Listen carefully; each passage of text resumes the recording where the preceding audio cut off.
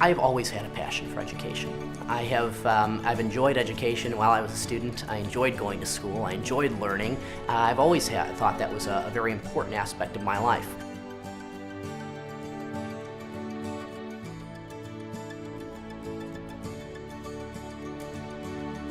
After college, I went on to law school, where I studied in Chicago, and had a great opportunity in law school to pursue a variety of different avenues, but ultimately chose two areas of interest for me. One of them was tax, and one of them was education.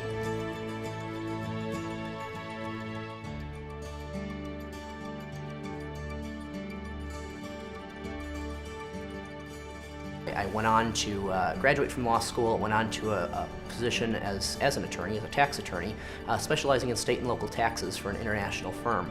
I was there for a number of years and had a great experience. I had clients in 49 of the 50 states, and really had a unique experience representing middle market companies and larger Fortune 500 companies while I was there. I received a call one day from the George W. Bush administration asking me if I would consider putting my name forward for a position at the United States Department of Education. They offered me the position of the Deputy Regional Secretary for this region of the country.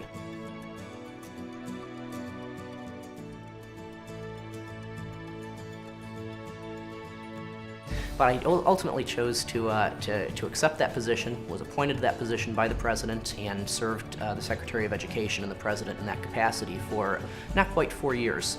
I worked, of course, with schools and educators, worked with K-12 institutions as well as higher education institutions.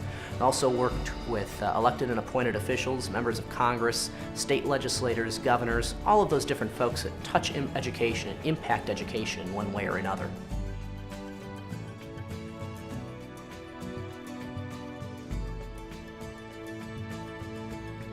It was an incredible experience, one where I was able to really be that bridge between what was happening here in the Midwest with education issues and what was happening with policymakers in Washington, D.C.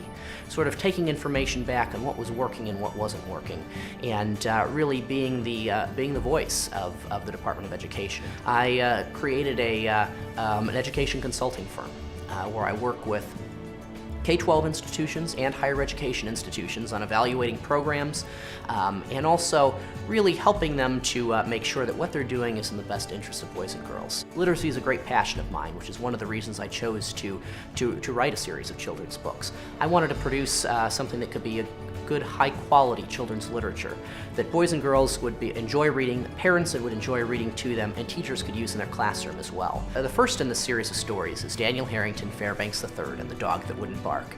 This is a story about a boy and a dog and their adventures together one summer. Through the fun and the excitement that they have together, the dog never barks. And we discover throughout the story why that's the case. And we also realize at the end of the story that when Daniel goes to school at the end of the summer, Clark thinks he's gone forever. Every day they are outside from morning till night, and they play right on through to the last rays of light. As the sun slowly sets, Daniel's mother is heard. "Come home now, Daniel Harrington, Fairbanks III." Do any of your moms or dads call you to come home when you're playing outside? One of the great opportunities that I've had visiting so many schools and interacting with boys and girls on a regular basis is that I understand what boys and girls like. I understand the stories that they enjoy. I understand what they like out of a book, and I've had a great chance to incorporate many of those ideas into my books. I have a chance to really take my book and to share it with many different people. I visited all sorts of places. I do book readings and signings at schools and bookstores and libraries and churches and community centers and all sorts of different organizations where I can interact with boys and girls and moms and dads and teachers, which is really a great opportunity and a real thrill for me to be able to do that. But I also always offer that I'm always available to visit places. You can always go onto my website at www.toddzoellick.com. And on that website, you'll find a little bit more information about me. You'll find some more information about my book and how to purchase copies of the book. In addition to the book, we also sell stuffed Clark dogs, which you can purchase on the website as well.